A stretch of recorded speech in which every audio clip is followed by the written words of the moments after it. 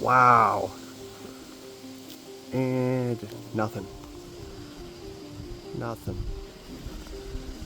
I mean, it's just whipping. I can't believe this thing is not moving one iota. That's crazy. It takes significant wind to move one of these things. So if you're on like a sailboat or something like that, get the 5-blade one. Do not buy the 3-blade one unless you are gale force winds at all times, or they're just not going to generate anything. I'm going to take this down and either modify the fins on it or make it into a steam turbine, because it just does nothing up there. And there's no load on it. All 3 of the wires coming off the AC rotor are just open. They're just open to the air. There's absolutely no load on this thing. I don't even have the regulator rectifier hooked up.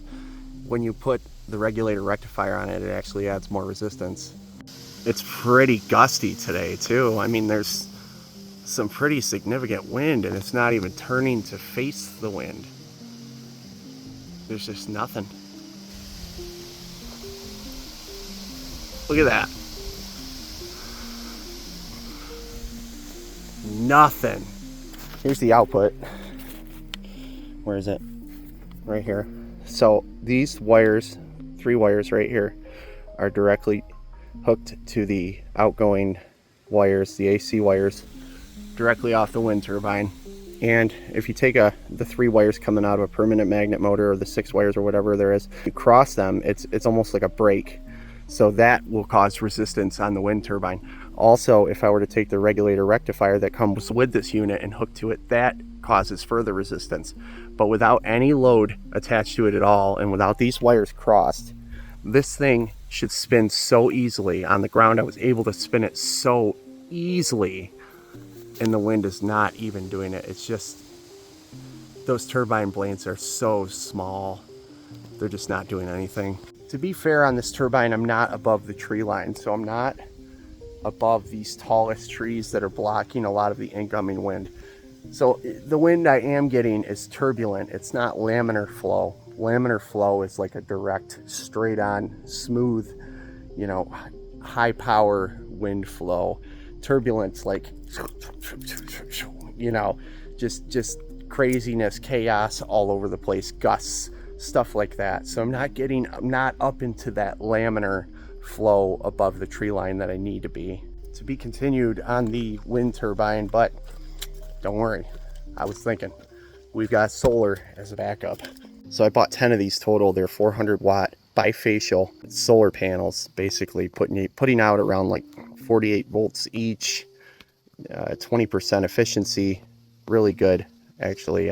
Very high quality solar panels. The bifacial is really cool, and 8 of these should be more than adequate to generate all the power I need at both of these properties, as long as I have good storage and I get them in the sun on that upper property up there. So we'll be making some videos on these too in the future. I also have 2 more, but I left them at the city property, and I'm going to use those with a grid tie inverter, and we're going to learn how to use all that technology and what a grid tie inverter is. And I'm going to be using them on this property with a split phase inverter. So just to reiterate it, I mean, if you have like a sailboat, fine, you're probably going to do well. Get the 5-blade design. That'll output more torque, and it'll be more apt to spin in lower wind conditions. You know, make sure you have really strong wind very consistently at your location. Very exhausted, very overwhelmed, very underpaid. I am brutally slammed right now business-wise. I mean, so hopefully I get some time here in the near future to really pump out some videos, some good educational videos. As I learn, you will learn. As I experiment, you will experiment. Thank you to my subscribers. Thank you to the people watching these videos. I really appreciate you. You mean more than you know to me. And I hope I can give it back. I hope I can pay it forward. Until the next one, you stay frosty. Don't do anything bad. Don't do anything I wouldn't do. Wait. Don't do things I would do, and you'll be all right.